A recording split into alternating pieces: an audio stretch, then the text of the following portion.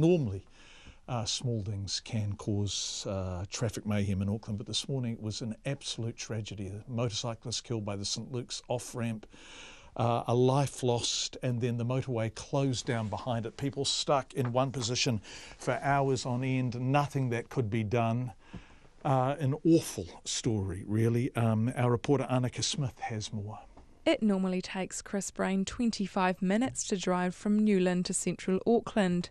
Today, that trip via the northwestern motorway took 3.5 hours. We got on to the Great North Road on-ramp for the northwestern, right about at the time of the accident, I believe, and we were basically stationary for a good couple of hours. Chris Brain says it was odd to see some motorists doing U-turns on the motorway on-ramp in a bid to get out of the traffic. I did see quite a few guys pull off to the shoulder and jump over the barrier and sneak behind bushes for a quick wee, I think, and then jump back in the car and join back in the queue. Stephen Selwood, Chief Executive of Infrastructure New Zealand, estimates today's crash may have cost around $500,000 in lost time and productivity.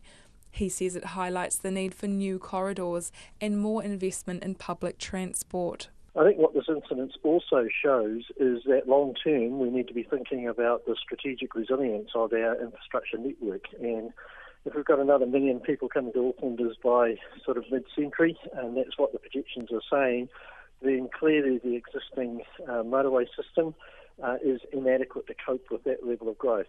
Stephen Selwood says Spaghetti Junction, where all the city's motorways join, is the main choke point. The only real alternative to that is an additional harbour crossing, and we've long held the view that that needs to land on the eastern side of the city rather than just feeding more traffic into the existing Spaghetti Junction loop. Data collected by AA shows travel times skyrocketed after the crash. Commuters travelling from Westgate to the CBD took more than 6 times longer than the normal travel time of just over 12 minutes. Barney Irvine, AA's principal advisor for infrastructure, says he wants to see more investment in travel information systems.